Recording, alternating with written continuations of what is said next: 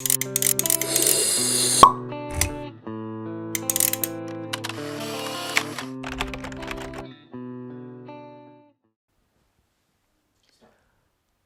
Friends, I am Atul. आप अब तक शायद मुझे मेरे आर्टिकल्स को मैगज़ीन में नेट पे पढ़ते रहे हैं और पहली बार आज शायद आप मेरे को अपने रूबरू पा रहे हैं। बहुत से टॉपर्स ने मेरे को कहा कि मैं जब लिखता हूँ तो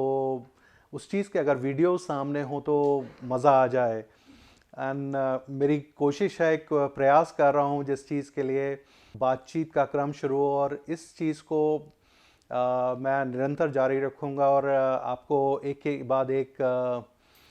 वीडियोस सामने आते रहेंगे जिसमें कि मैं आपसे सिविल सेवा परीक्षा की तैयारी के बारे में, डिफरेंट एरियाज़ में किस तरह से हम लोग, और डेफिनेटली एक सबसे बड़ा जो मोटिवेशन वाला पार्ट है उसमें मैं आपके साथ हूँ। मेरे को इतने 30-32 साल के अंदर मैंने जो यूपीएससी को ट्रैक किया है, सिविल सर्विस एग्जामिनेशन को ट्रैक किया है, मैं हज़ारों कैंडिडेट से मिला हूँ। हर साल कितने ही यंगस्टर्स से मुलाकात होती है। आई थिंक हज़ार से ऊपर इंटरव्यू मैं कर चुका हूँ। और इसमें बहुत सारे ऐसे लोग थे जो हिंदी मीडियम के टॉपर्स थे। बात करूँगा मैं किरण कौशल, अजय शुक्ला, कमल किशोर, लोकेश, देन हम श्रीमान शुक्ला, देन तरुण राठी, करमवीर, जितेंद्र सोनी, गोविंद जायसवाल, आनंद, दीपक आनंद। और अगर हाल के दिनों में बात करूं तो हमने निशांत जैन को देखा 13th rank, then Gaurav Kumar, Ganga Singh Rajpurohit, Shailendra Singh Indauliya. चीज़ें बहुत ऐसी थी जो मोटिवेट करने वाली थी, but at the same time अगर हम देखें 2011 के बाद से हिंदी मीडियम का रिज़ल्ट एकदम ही ख़राब होता चला गया। और जैसे मैंने कहा 2014 परीक्षा में निशांत जैन जब 13th रैंक पे आए थे तो एक बहुत बड़ी एक आशा बनी थी कि हिंदी मीडियम में फिर से एक जान पड़ गई है। अगले साल 62वें रैंक पे अनुराधा पॉल थी। अनुराधा का भी सक्सेस एक बड़ा था, बिकॉज एक हम्बल बैकग्राउंड से आके जिस तरह से उन्होंने पहले आईआरएस में उनका सिलेक्शन हुआ और उसके बाद फिर आईएएस में उन्होंने अपने लिए स्थान बनाया। हेमंत सती 2017 में, अनिरुद्ध 147 रैंक, नो डाउट 100 में हमें कोई नहीं दिख पाया था, थोड़ी डिसअपॉइंटमेंट थी, फिर भी एक आशा थी। बट 2018 का रिजल्ट देख के तो बिल्कुल ही एक दिल टूटने वाली बात हो जाती है, जहाँ पे कि 337 रैंक पे रवि सिहाग हिंदी मीडियम में पहला हमारे सामने एक टॉपर नज़र आता है। बट मैं फिर आपको कहूँगा ये कोई दिल तोड़ने वाली चीज़ नहीं है। सिचुएशन डिफ़िकल्ट है और ये ज़िंदगी एक ऐसी है जहाँ पे कि उतार चढ़ाव लगे रहते हैं। ये एग्ज़ामिनेशन पहले भी इंग्लिश मीडियम वालों के लिए एक फील्ड था जहाँ परफॉर्मेंस इंग्लिश मीडियम वालों की ज़्यादा अच्छी रही है हमेशा से। ऑफ लेट शुरुआत में 2000 के बाद से काफ़ी कुछ चेहरे ऐसे नज़र आए हिंदी मीडियम में और एक कॉन्फिडेंस बढ़ता गया, नंबर ऑफ़ एस्पिरेंट्स बढ़ते गए, बट सक्सेस रेट थोड़ा कम होता गया।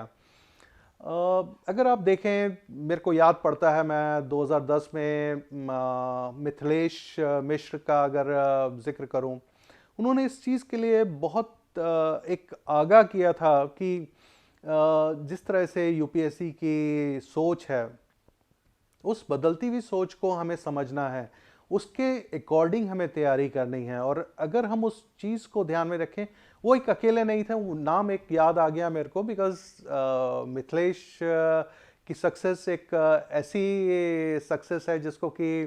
के बारे में कभी आपसे फिर से जिक्र करूंगा। अपने दादा के साथ बैठ के, जो कि एक स्वतंत्रता सेनानी थे, वहाँ उन्होंने जो उनके कानों में पढ़ा और उनके दादा ने उनको मोटिवेशन दिया, और उसके बाद जिस तरह से उनके ब्रदर ने उनके साथ, और ये स्टोरी मिथिलेश की नहीं है, आपके साथ मैं आने वाले दिनों में बहुत कुछ ऐसी स्टोरीज लाऊंगा जहाँ पे कि आप देखेंगे कि शायद आपको लगता है कि मेरे साथ ये परेशानियाँ, ये कठिनाइयाँ हैं, मेरे मार्क्स कम हैं, मैं एग्ज़ाम दे सकता है नहीं दे सकता हूँ, मेरा इकोनॉमिक कंडीशन बहुत ख़राब है, पैसे की कमी है या रिसोर्सेज की कमी है, या घर में कोई पढ़ा लिखा नहीं है, आसपास कोई ऐसा नज़र नहीं आता जहाँ जो कि आपको कॉन्फिडेंस देता हो कि आपको कहीं कोई गाइडेंस दे सके। बट आप देखेंगे हर साल ऐसे कई स्टूडेंट आते हैं जो कि बिल्कुल एक डिफ़िकल्ट सिचुएशन में होते हैं। जब वो शुरुआत करते हैं तो सिर्फ सपने के अलावा उनके पास कुछ नहीं होता, और जब वो रिज़ल्ट उनके सामने आता है तो वो एक जो उनकी मेहनत है वो एक रंग लाती है, और उससे उनका, उनके परिवार का, बिकॉज़ ये एक आपका ही सपना नहीं है, आपके परिवार का। हमारे हिंदुस्तान में तो हम बात करें अपने कंट्री में, जब बच्चा थोड़ा सा बड़ा होता है, माँ बाप बात करते हैं यार मैं अपने बेटे को आईएएस बनाऊंगा, और जहाँ पे इस तरह की चीज़ें एक शुरुआत से ही उस तरह का मोटिवेशन हमारे को मिलता है, वो हमारा माइंडसेट उसी हिसाब से ही काम करने लगता है। और एक हम अगर अपने माइंड को उसी तरह से ट्यून करें, उसी तरह से हम उन चीज़ों को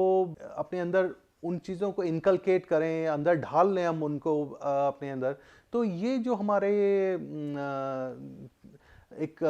स्वाभाविक हमारा एक जो अप्रोच है इस एग्ज़ाम के लिए, वो हमें जब एग्ज़ाम एग्जैक्ट हम उस चीज़ को सामना करते हैं तो उस टाइम में हमारे को बहुत मदद करता है। ये एग्ज़ाम आपके इंटेलेक्ट, आपके ज्ञान, आपके जागरूकता के इवैल्यूएशन तो करता ही है, ये आपका एक मेंटल स्ट्रेंथ भी टेस्ट करता है कि आप कितने स्ट्रांग हैं। आप इस एग्ज़ाम को फेस करने के लिए, इस एग्ज़ाम के चैलेंजेस को फेस करने के लिए कितना तैयार हैं। इसीलिए यहाँ पे कहा जाता है कि फोकस, बड़ा केंद्रित होकर तैयारी करना, और धैर्य। धैर्य के बिना आप इस एग्ज़ाम में पास नहीं हो सकते, बिकॉज़ जहाँ पे आपके सामने चैलेंजेस आते हैं, आप को लगता है कितनी बड़ी तैयारी है, इतने सारे सब्जेक्ट हैं, मुझे इतनी किताबों को पढ़ना है, रोज़ न्यूज़पेपर पढ़ना है, उसमें से चीज़ों को अपडेट करना है, अपने जो करंट अफेयर्स का मैं नोट्स बना रहा हूँ उन नोट्स को कंटिन्यूसली उन चीज़ों को अपडेट करना है, और उसको फिर याद रख के फिर मैं जब एग्ज़ाम दे रहा हूँ तो उस एग्ज़ाम में उस चीज़ को मैं बड़े अच्छी तरह से रिकॉल कर पाऊँ, उस अपनी इंफॉर्मेशन को, जो मेरे पास जितना भी ज्ञान है उस चीज़ का मैं यूज़ करके एक अच्छी परफॉर्मेंस दे कर सकूँ। इन सब चीज़ों के लिए आपको मेंटल स्ट्रेंथ की बहुत ज़रूरत है, और धैर्य आपके साथ है तो आपके लिए एक विनिंग कॉम्बिनेशन बन जाता है। आपको